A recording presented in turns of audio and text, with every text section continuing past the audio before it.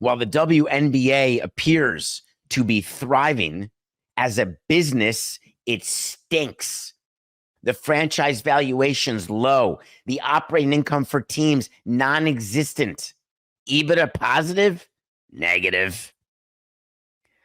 So the NBA wanted to make sure that you knew that. And they wanted to get it out there that they own 60% of the league.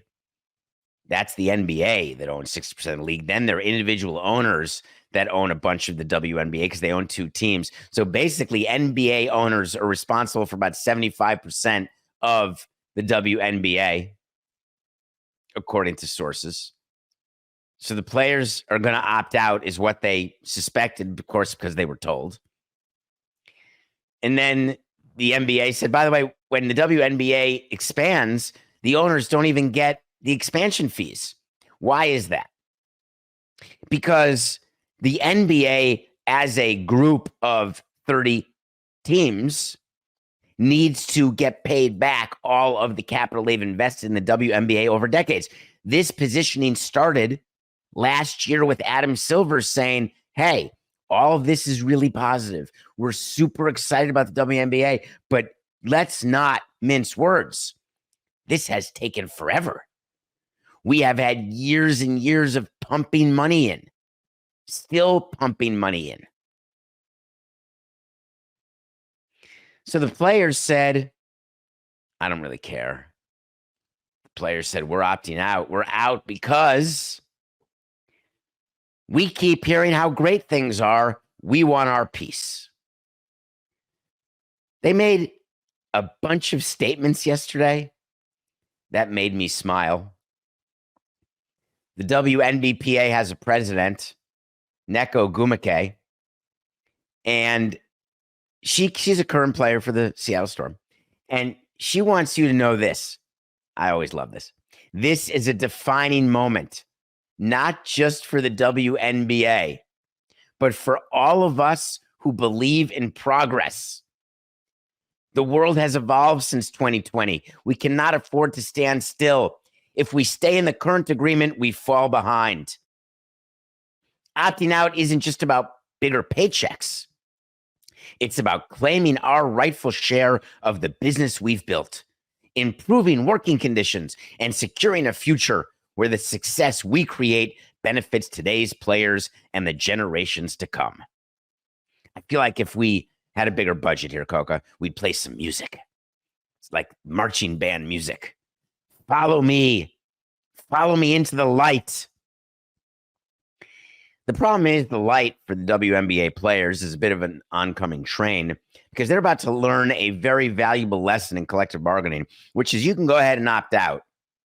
And you can go ahead and start planning your PR for all the improvements you made by opting out.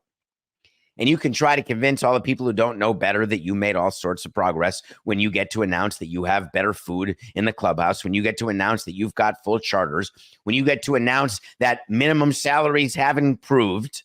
So you can take whatever victory laps you want.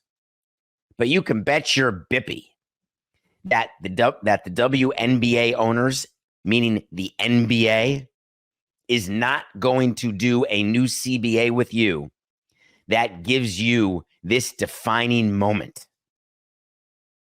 You're going to have to make that up for yourself. Why?